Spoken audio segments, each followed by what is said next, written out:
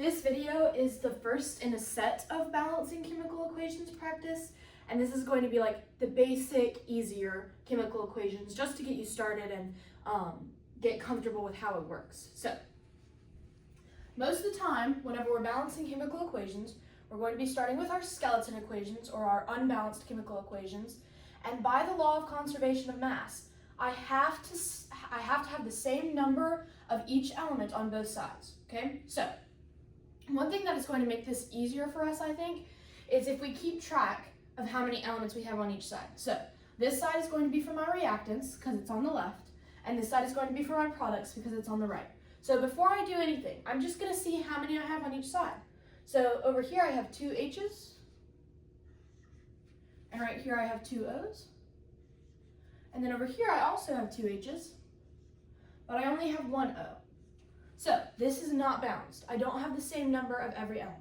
So I'm going to do this step by step, just so you can see everything that I'm doing. So the first thing that I'm noticing is that this side has 2 oxygens, and this side only has 1. So I'm going to multiply the compound that has oxygen in it by 2. So I'm going to rewrite this part. Nothing changes. But then after this arrow, I need 2 oxygens, so I'm going to put a big coefficient in the front. Now, why don't I just put a little subscript here or just put the 2 right there?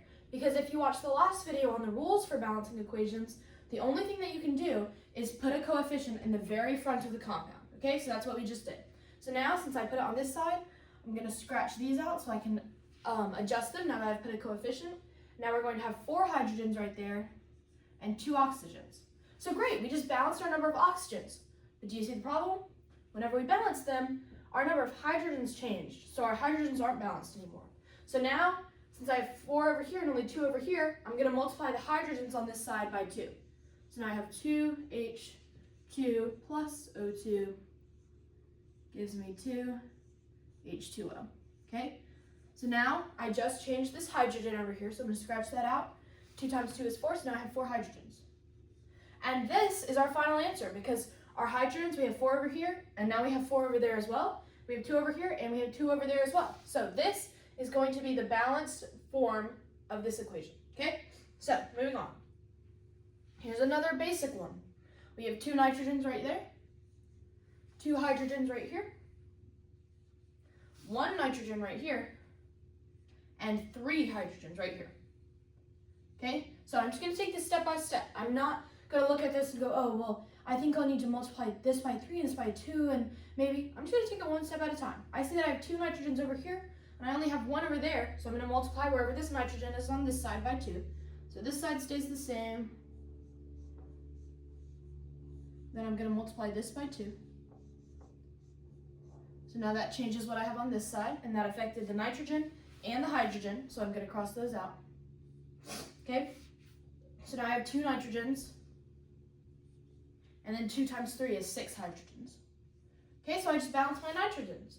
So now I'm going to go through and I'm going to balance my hydrogens. So if I have 6 on this side, I'm going to need to multiply my hydrogens by 3 to get me to 6. So my nitrogen doesn't change, but multiply my hydrogens by 3 to get me to 2NH3. I hope I haven't been like standing in the way of y'all seeing stuff after each step. But so now I just changed my hydrogens on this side, so I'm going to cross that out. Now I have 6. All right, and at the end, I would always go back and just double check to make sure I have 2 nitrogens, 6 hydrogens, 2 nitrogens, 6 hydrogens. I'm balanced, I'm done.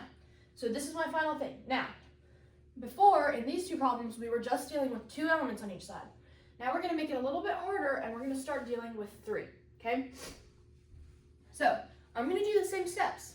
So, over here, I have 3 carbons, and I have 8 hydrogens, and I have 2 oxygens. Over here I have 1 carbon. I'm going to go ahead and do my hydrogens right there. I have 2. And then my oxygens, I have 2 plus 1 is 3.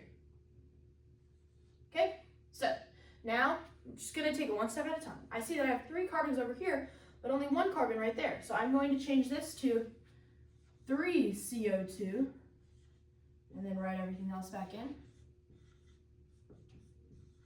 Plus O2. Now, if you're doing this like with a pencil on a piece of paper, you don't have to rewrite the equation every time. I'm just doing this so that you can clearly see every time that I change something, okay? So I just changed this 3 CO2, which means that I'm going to change my carbons and my oxygens. So now I have 3 carbons, and I have 6 oxygens, but remember I still have this one over here, so now it's going to be a 7 right there, okay? So now my carbons are balanced. I'm going to move on to my hydrogens. I have 8 over here, but I only have 2 over here, so I'm going to multiply my hydrogens on this side by 4. So I'm going to write everything else the same. 3 CO2, and I'm going to multiply that one by 4. So now I have 4 H2O, okay? So now I'm going to cross out my H's and my oxygens on this side because I just changed them. So now I have 8 hydrogens, and I have 6 oxygens plus 4 oxygens makes 10 oxygens, okay? So now everything is balanced except for my oxygens. So now I'm just going to go over here, and since I have 10 on this side and only 2, I'm going to multiply this side by 5 because that'll get me to 10. And then I'm going to write everything else the same. Okay, so now I just changed my number of oxygens, so I'm going to cross it out.